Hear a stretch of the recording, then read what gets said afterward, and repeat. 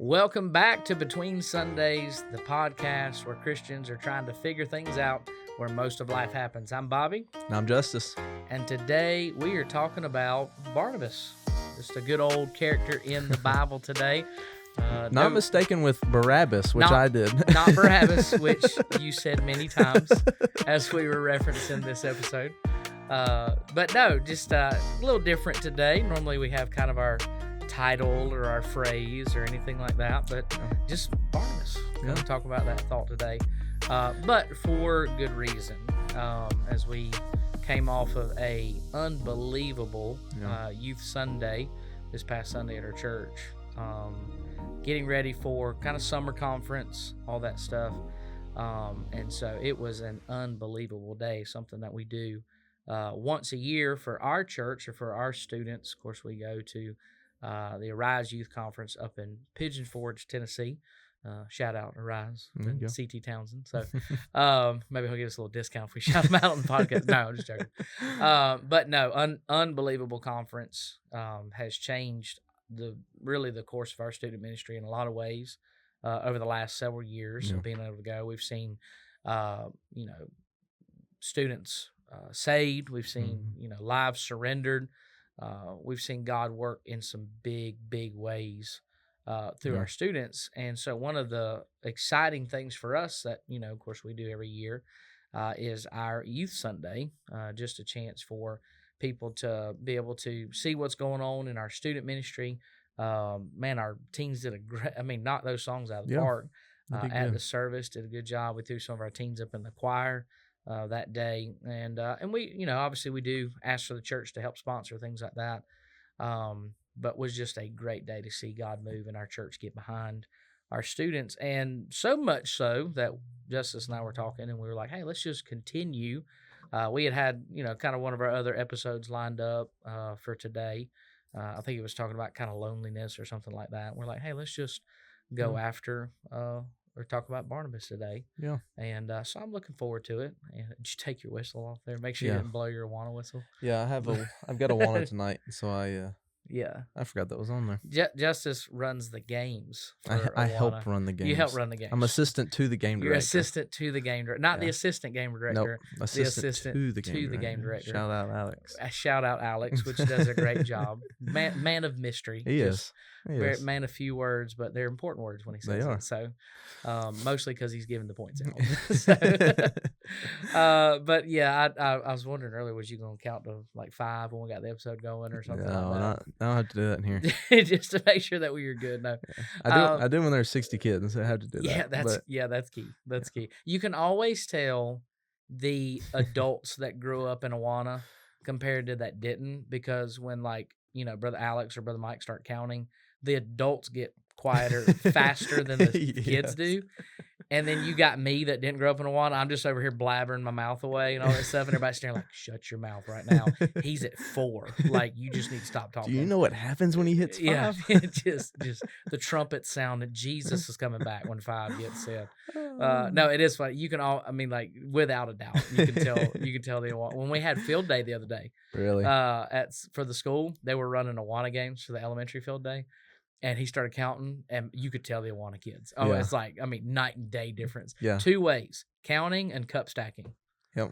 Like, cup stacking come out, like the Awana kids, they were just like, you know that meme of the guy standing behind the tree and he's doing like this right here, where he's like, they put it. That was the Awana kids when they saw the stacking cups come out. They were like, oh yeah, this is our time right here. So it was so funny. That's awesome to watch them. So, but anyway, enough about Awana. And even though great program, if your church has it, get your kids in there. If not, we know a good place that has Awana. Exactly. For you to come check it out. So, exactly. And you'll see Justice. There you go. It's a twofer. You get to see the podcast host over here running games, and your kids get to run around, and they go to bed a lot faster after that. So, but Barnabas, yesterday we were talking about that, of course, in our Youth Sunday, and we kind of want to cover the other side of the coin of this talk today. It was kind of, talking with you a little bit about it. We were talking about through that service of being a Barnabas, kind of a challenge to our church, and we were talking before we hit record today for the episode, and was talking about outside of people and pledging, which we're thankful for. People that were coming up just saying, "Hey, how can we pray for your students?" I had a guy come up and he said, "Hey, can I just have the first names of your students?" He said, me and my wife want to pray for them." And I was like, man, that is so awesome right there, because I mean, I hate to say it, there's a lot of churches that don't have that kind of support, especially when it comes to teens. Teens, and they're like, "Oh, they're here again," you know? And so, we were talking about being a Barnabas and why Barnabas was so crucial in the life of eventually Paul, but Saul as he was converted, and how God got a hold of his life, and especially as he was starting out and the disciples didn't even believe what God had done in his life. And if it wasn't for Barnabas stepping up and saying, "Hey, look, I know you got reason to be scared because of what he used to do, but I've seen what God has done and what God had done in his life." And so today, kind of the flip side of that coin of not being a Barnabas, but really finding a Barnabas, and what to do, and how to go look for that Barnabas that God has for our life. Yeah, no, it's something that I hear a lot of teenagers talk about of, man, I would love to go talk to this person. I'd love to go spend time with this person. And it's not something that's impossible. It's something that we put, I think, limitations on ourselves sometimes. Or we, being blunt and honest, put a higher standard on some people than what we should. Yeah. And really growing up, there was always men in our church that I looked up to. Yeah. But was always hesitant to want to waste their time or limit their opportunity to invest in me. Yeah. Whether that be, kind of excluding myself from things, or, kind of backing away into the shadows. And so, there's a difference in finding someone that you would like to be invested in by, and then,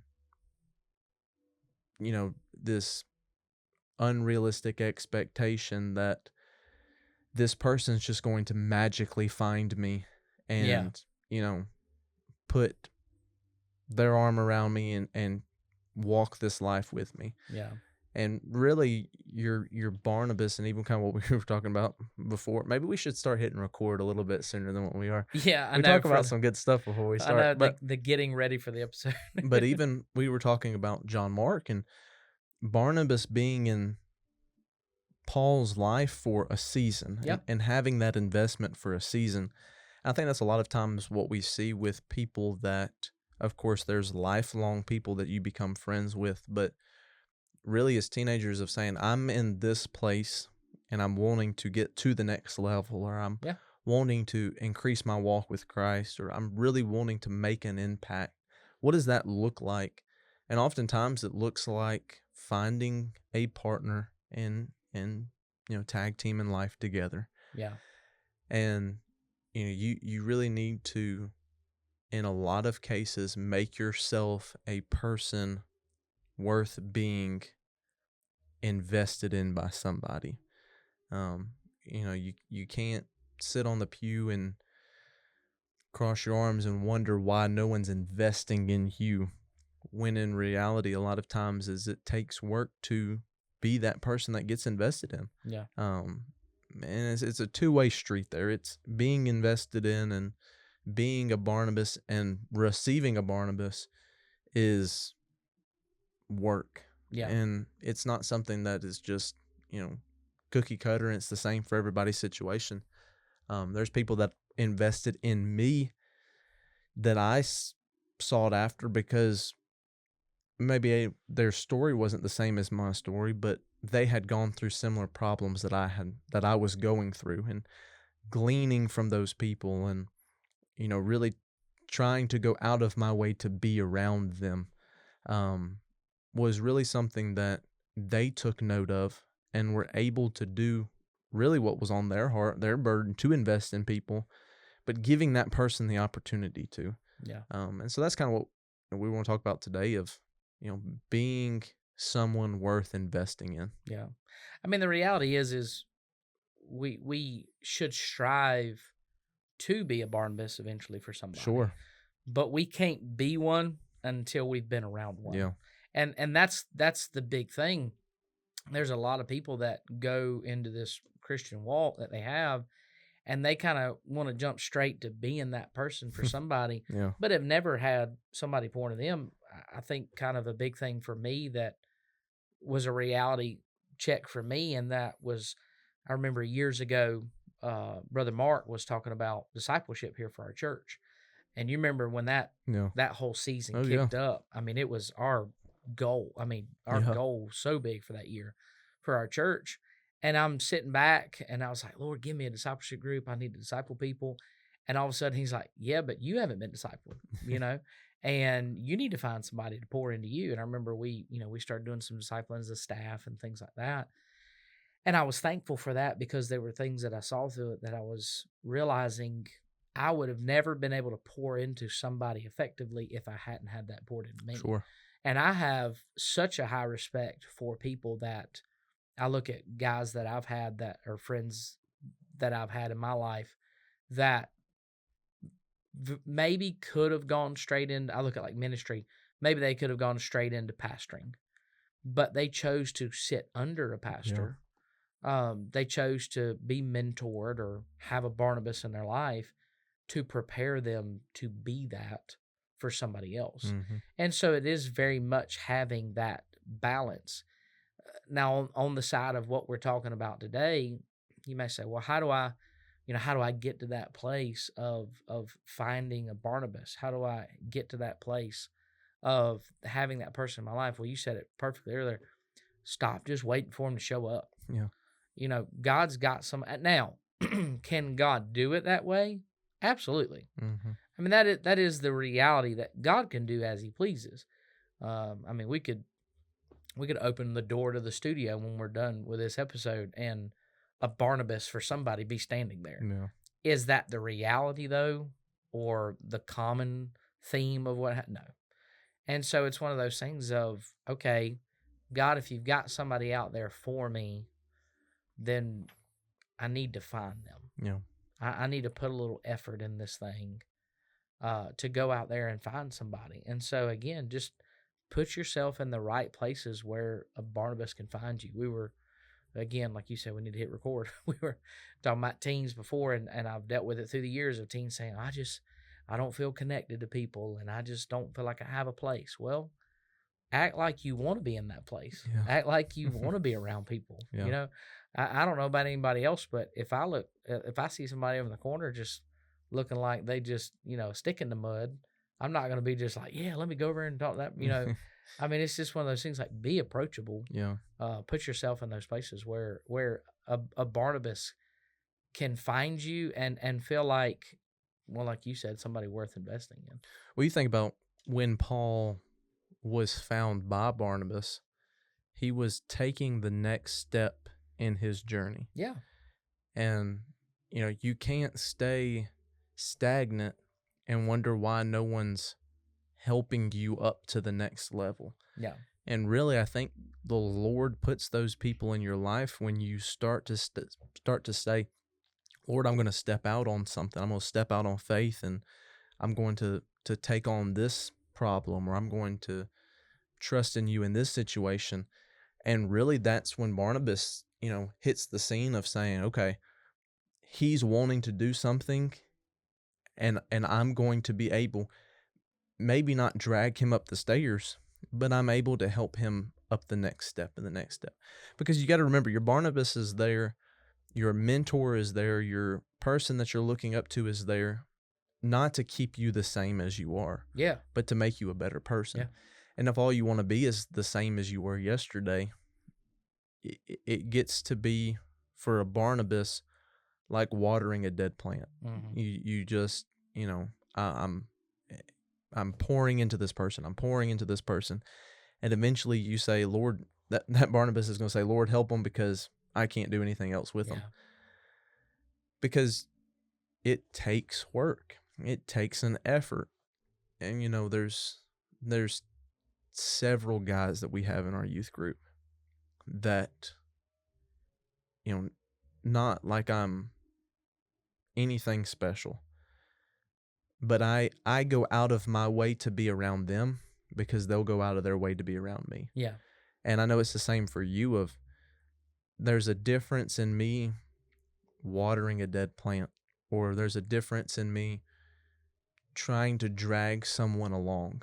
And I think Barnabas really saw the potential in Paul and said, this guy is starting to do something for the Lord, and I don't want him to stop for any reason. Yeah.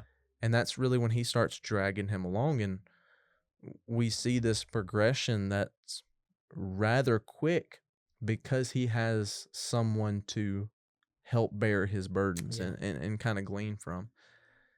And like I said, it's work, but it's work for both sides. It's not work just for the mentor.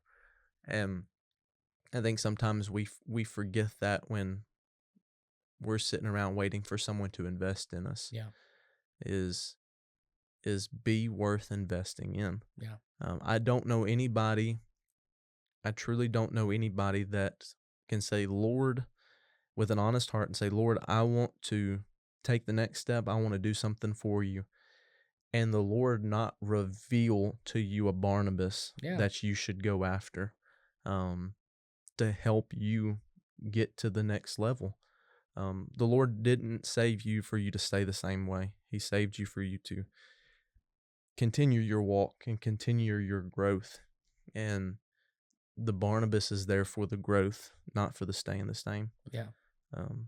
And so really paying attention to, is the reason I feel like no one's investing in me, the reason I feel this way, is it because I'm not trying to go anywhere. Yeah. I'm trying to, I want a friend instead of a Barnabas. Yeah.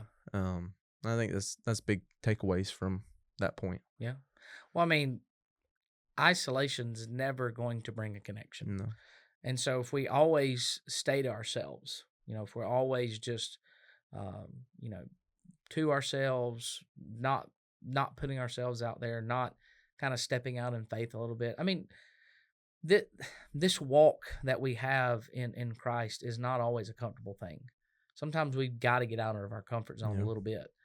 But it's sometimes in those uncomfortable moments that we see God work in some of the biggest ways.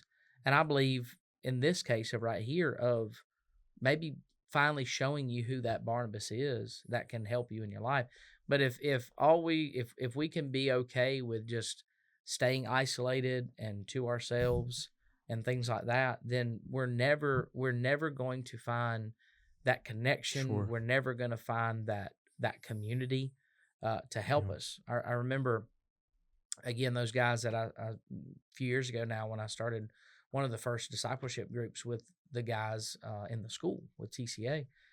And again, it was an uncomfortable thing. And you knew there was going to be those ones that would talk from day one. I mean, no doubt. And then we started seeing guys that were a little standoffish. It was funny. They were with us, but still isolated, just kind of off in the corner. And little by little, you started seeing some of those guys kind of step out of their comfort zone a little bit and talk or read a journal entry or things like that. And it was amazing what they had to say. And it was amazing how God used that.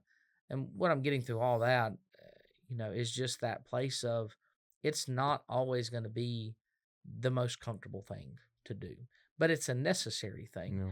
Finding your Barnabas, I mean, you look at what happened to Paul through all of this.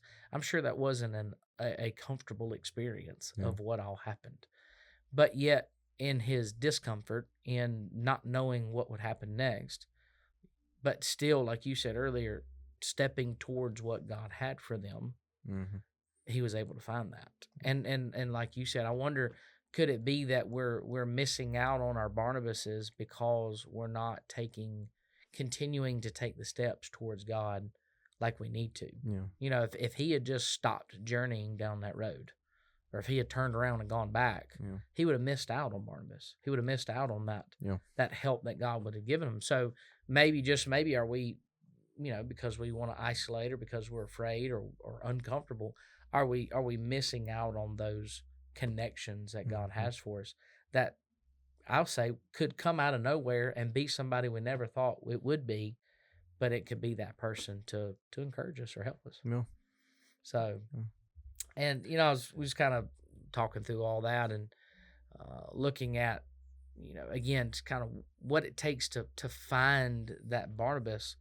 One of the biggest things that I think I was talking a little bit about in the youth Sunday is the potential that's there. That was one of the biggest things that Barnabas saw in him was the potential. And so it's one of those things I would challenge you, if be visible, put yourself out there in a way for somebody to see the potential that's there. I look at well, I mean, we look at Casey that sat on the couch with us a few times and things like that. I think one of the biggest things that has, I say, drawn kind of both of us at times to, in seasons, work with him and things like that, is seeing that potential that's in them and being willing to pour into that. And I would say the same for others. If you feel like there's something that God has for you, be willing to allow somebody to see that in you and try to draw that out of you in your life. And again, I believe there's a lot of people that want to pour into somebody else, like that guy that come up and said, "Hey, can I have their names to pray for them?" I believe people want to do that, but we've got to be willing to let them see us for who we are and see the be transparent with people, be, again, out of our comfort zone. A lot of this stems with what are we doing on our end? Yeah. Because so much we can blame everything else as to why we don't have a Barnabas. Yeah. But really, the matter is are we starting with ourselves as to why we don't have it? And could it be that God's got somebody in store, but we're not willing to do what's necessary on our side of things? Yeah. That's something that we forget sometimes, is that Barnabas was still human. Yeah. And there's going to be things that you and I might not see in somebody that, the Lord sees and is there. That doesn't mean that they are any less than, or we shouldn't invest in those people.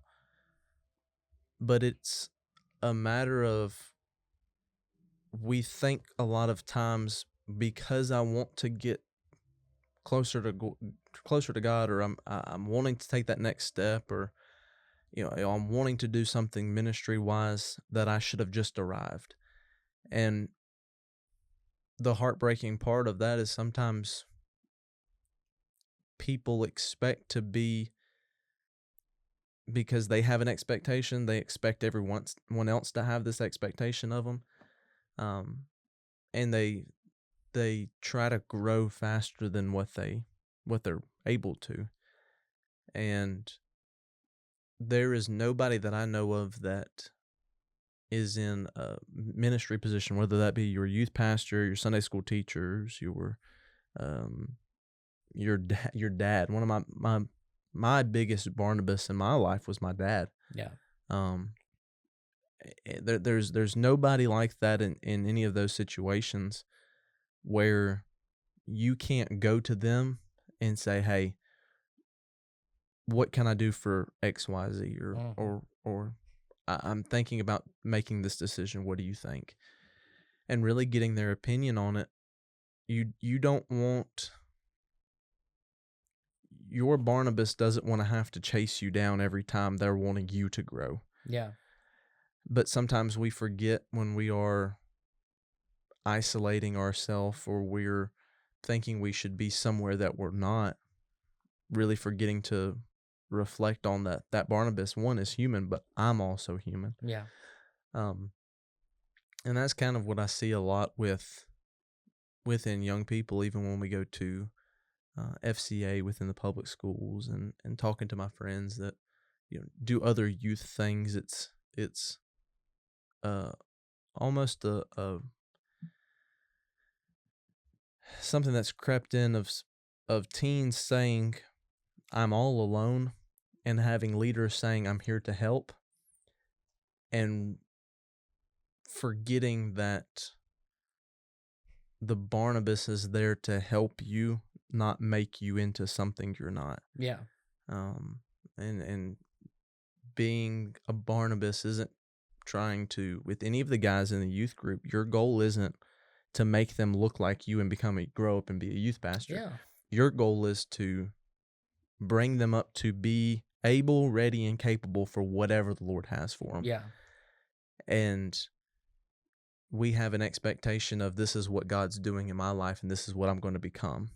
And we have our roadmap planned out already. And God is just wanting that Barnabas in your life, and you've neglected or you've put off that person because you know what the finish line looks like. Yeah.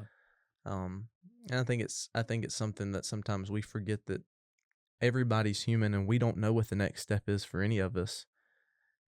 But finding that person to help you get closer is what that person's job is. And I don't know of anybody, I don't know of a dad, I don't know of a youth pastor, I don't know of a pastor. I have several friends that, one I think of right now, that was looking at coming to Bible college and decided to stay home, and his pastor took him under his wing, and I thank God for that. Yeah. And really is helping him a whole lot more than he could get helped anywhere else. But I don't know of any of those people that aren't willing to be an investor. Yeah. But again, if you're putting your money into something, you're going to want some type of outcome. Yeah. Not just, continue losing. Yeah. And I don't know of anybody that's investing or has a heart to invest in people that's not okay with taking a loss, again, because we're all human, but at the same time not hunting that person down to invest in them. Yeah.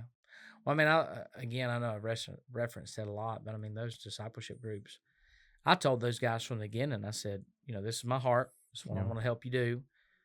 This is your choice. Like, I'm going to be here this day at this time. Yeah. And if you're here, great. If you're not, I'm not chasing you. Yeah. Because again, I know my heart, I know my desire, but like you just said a second ago, I can't make them me, nor you can't make anybody you, and they're not meant to be that way. Yeah. It's just saying, okay, I see something there. Let me help you either discover it or develop it or have confidence in it that this is something God is allowing you to do, and this could be a great thing for your life. You look through this account in Scripture where we see Barnabas in his life and helping him in his life when he goes to the disciples, and of course they're fearful of letting him in and being around them. Barnabas never once talked about the things that he had done just while Paul was following him. Mm-hmm. He told him, he said, I've seen him preach. I've seen him do this. Yeah. And one thing that was I would say to people is he was still doing things. He was like, and again referencing what you said earlier, he was going after what God had for him, and Paul was just nudging him along, helping him be in the right place or be around, or even just witnessing what God was doing. That's one thing that I say is such an encouragement about somebody like a Barnabas, is just he stood up for him. Mm-hmm. He just when they were all afraid, he said, "Hey, look, I know you're scared, but I've seen him do this. Yeah. He did these things. He just went to bat for him." And how much would that encourage other Christians, just knowing that they've got somebody in their corner to go to bat for them? But again, through all of that, Barnabas never brought up anything that he had accomplished. Yeah. But he very much so talked about what God was doing in that person's life. And, like you were saying earlier, it ain't about making people into us or some cookie cutter thing. It's us, taking a chance on somebody, seeing the potential that's in them and saying, hey, look, I'm not doing this for you, but I'll help you do this. Yeah. I'll be there. I'll encourage you. Yeah. I may have to tell you something, hey, let's probably not do it that way. Sure. But at the same time, again, if I see, like today, I mean, seeing our teens and people working in or how God's working in their lives, it ain't saying, hey, look at man, Bobby did a good job Yeah. getting them to that place. It ain't about me. Yeah. It's every bit about what God's doing in their Mhm. life. And best I can do is just be a Barnabas, be a witness. Say, hey, look, I know you know some of these teens. I know they can be, and that's what I was saying. I know they can be knuckleheads at times, but I'm here to witness and tell you I've seen what God's doing in Yeah. their life. Exactly. And that's it. That is what's so, I say, awesome being on that side of the coin of being a Barnabas.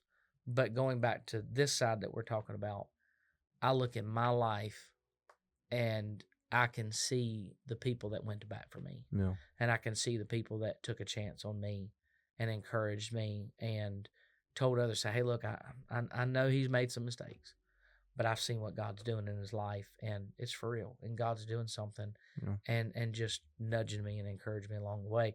And those people, I mean, I would dare to say, like you said, my dad's been a huge one. Like you were talking about your dad. Yeah. I don't know if I'd be sitting here today Yeah. if it wasn't for those people that took, knowing it could be a loss, but Mhm. took that chance on me in life and encouraged me along the way. Yeah. That's So good. I mean, it's those people are so influential, and it breaks my heart to know that there's so much other potential that are out there.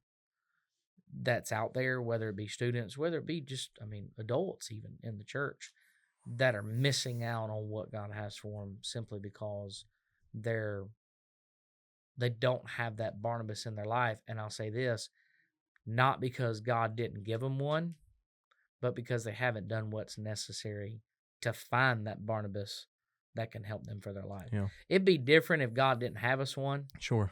but to know we missed out on a Barnabas because we didn't do what's necessary, Yeah. I'd hate to know that there's part of my life that could have been different if I just put a little effort into finding that person that could have helped me. Yeah. Yeah. No, it's definitely something whenever I look back on my life of saying, man, I wouldn't be who I was. I wouldn't be who I am today without those people, without Yeah. my dad, without my youth pastor, Yeah. and really thinking of the same people that had the same opportunities to be around them the same amount of time I was. I think about my dad a lot of times whenever I think about people investing is my dad was one of those guys that was okay with taking the loss no matter who it was. And he took a lot of losses, but the ones that stuck around really did something. Yeah. And of course it goes back to what we said earlier. You being a Barnabas isn't forcing someone to do anything. It's you having the same goal, which is get closer to Christ. Yeah. And that's what the goal is. Yeah. It was never Barnabas's job to make him look like him or talk like him or dress like him. It was Barnabas's desire to see Paul grow closer to the Lord. Yeah. And I'll say this, when looking for your Barnabas, don't look for someone that has the status you want or the house you want or the car you want or the possessions you want if they can't back up getting you or wanting you to get closer to Christ. Yeah. That should be desire number one. Yeah. There's the teens that we hang out with. The desire number one is get them closer to the Lord. Yeah. And really finding peace, knowing that my Barnabas cares about me, but my Barnabas cares more that, I'm right with the Lord. Yeah. And I'm doing what I'm supposed to be doing. Because there's plenty of people that we could invest in that wouldn't care. Yeah. But it's the ones that do care is the ones that you're okay with the late nights and the early mornings, and you're okay with the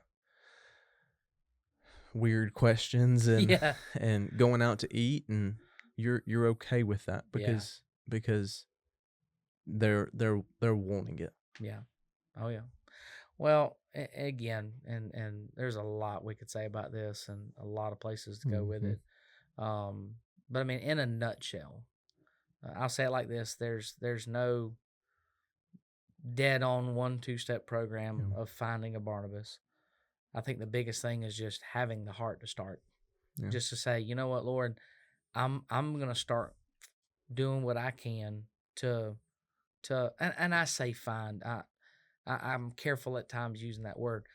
I'd almost say it more like this: getting to the place of letting God help you see your Barnabas, Yeah. notice your Barnabas. Yeah. Because I think if we're not careful, and the reason I say this, I even say this in on the dating side of things, like I didn't find Heather, God brought her to me. Mm-hmm. I think we can apply the same in this. Well, revealing your Barnabas. Yeah, Yeah. great. I love that word, revealing your Barnabas, because we can find the wrong people. Yes, we can. So we can find another guy named Barnabas that's not the right Barnabas. So, but you're Thank right. God you didn't find him and not Heather. Yeah. Or Barabbas. So, but revealing our I Yeah. love that word. I think that's a great thing. But it's just got to be saying, all right, Lord, I'm gonna start. Like Yeah. I'm gonna pray. I'm gonna God open my eyes. God, whatever you got to do, Yeah. reveal my Barnabas. Help me to see that one that you've got for my life. That's gonna help me. Because here's the thing: yes, Barnabas wasn't random, right? Mm-hmm. God placed him there at that moment. But if Saul's heart was not in the right place, he still would have missed out on it. Yeah. So again, God will do his part of it. Yeah. God will, in a supernatural way, I truly believe, Sure. place your Barnabas at the right place at the right time. We've got to be ready for it, though. Yep. Again, going back to Heather, I believe absolutely God, in a supernatural way, put her in the right place at the right time for me to meet her. But the 6 to 8 months of what God had to do to get my heart in the right place, to notice that that's who God had for me, Yeah. that was on my side of things. Yeah. So again, God will do his part, but what are we willing to do? Sure. What steps are we willing to take? Here's the thing: if nothing else, Saul at least had to get started down that road. Yeah. If he had never started going down the road, he never had that moment, and God would have never revealed who his Barnabas was. Mm-hmm. If nothing else, is there a road we need to start walking down to get to that place of God revealing that Barnabas to us and seeing who that could be for our life? Again, thank God for what he does for us, but it is a relationship still. Yep. There's still some effort that we've got to Yep. put into it to get out of it the fullest, that God has for our life. And I want to remind you of this verse. I was talking about it earlier, and is Proverbs 18:24, and it just simply it says this, that a man that hath friends must show himself friendly. God's going to put people in your life, but you got to get to that place where you can receive those people in your life, where God has something for you. And again, you never know. God may have your Barnabas out there. God does have your Barnabas out there, but what are we willing to do for that person to step into our life? Yeah, no, you can't. I was looking up the verse of, you can't desire something and not ask Christ for it. Yeah. And a lot of times any of problems that we have, or problems that teens come to us and say, I'm feeling this. Well, have you talked to Christ about it? Yeah. Have you prayed about it first? And I think it goes back to, sometimes I think about whenever I was a teenager, really saying, Lord, would you give me someone that I can look up to when I don't feel like I have anybody to look up to? And it wasn't because I wanted someone to necessarily tend to my needs. I wanted someone to help me grow closer to the Lord. Yeah. And he always did. Yeah. And my encouragement would be, if you feel like I don't have anybody that's investing, ask the Lord for that person. Yeah. Ask the Lord again to reveal that person to you. Yeah. I'm saying, what am I going to do next? Yeah. And I believe he'll answer that. Absolutely. And then, kind of my ending challenge with this being a Saul in that, I know we keep saying Saul and Paul, but being a Saul in that scenario is tough. But being a Barabbas, I just said it. I knew I was trying to make it the whole episode. We I was almost got to almost the there. Being a Barnabas is sometimes some of the most exhausting, hardest work you'll ever do. Yeah. Of pouring your heart into somebody. And so my encouraging part for you, the listeners, this week is take time this week out of your normal schedule, out of the normal things that you do, and ask the Lord every day, Lord, give me someone that I can look up to. Yeah. Give me someone that has a heart for seeing me grow closer to you. The Lord, there's no reason the Lord wouldn't answer that prayer. Yeah. And really, when you ask that, I find myself sometimes getting the answer that is, you've already got that person. This is who they are. And the Lord revealing that person to you. And if the Lord reveals that person to you, send them a text message this week. Yeah, absolutely. Give them a phone call. It is the desire of everyone. I know this is your heart. When investing in people, you want to know that they're taking to heart what you're trying to get through to them. Absolutely. And some of the most encouraging text messages and phone calls I've ever gotten, letters I've gotten, is just someone saying, thank you for taking the time. Yeah. And I would do it every life over again. Yeah. For the one person that says, I see what you're doing for me. Yeah. And because of that, I'm not where I used to be. And on top of that, I'm going to go and invest in somebody else. Yeah, absolutely. Because you invested in me. Yeah. Because we're all byproducts of someone being invested in. Yeah.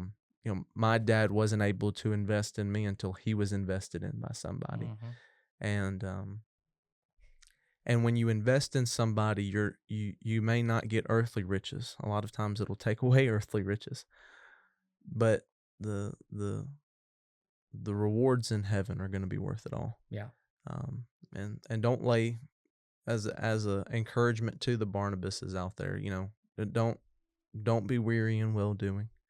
Remember, this isn't home, and really be striving to put Christ where he belongs, number one. Absolutely. Well, guys, listen, your Barnabas is out there, and God has them in store. Biggest thing I'd hate for us is to miss out on those. I love what you said at the end. Sometimes it's people that we've already got in our life. We just got to let God reveal them. Mm-hmm. And so don't miss out on those Barnabases. I almost said Barabbas. Simply because we're not willing to ask God to show us who they are. Yeah. And if God's giving you that person, be thankful. You never know what life could be like with or without them. And so when we do have them, we need to appreciate them. So guys, we're praying for y'all. We hope you find your Barnabas. And as you learn and grow, we hope you can be that Barnabas for somebody else. Absolutely. And we hope you have a great day. And we'll see you on the next episode. Appreciate y'all.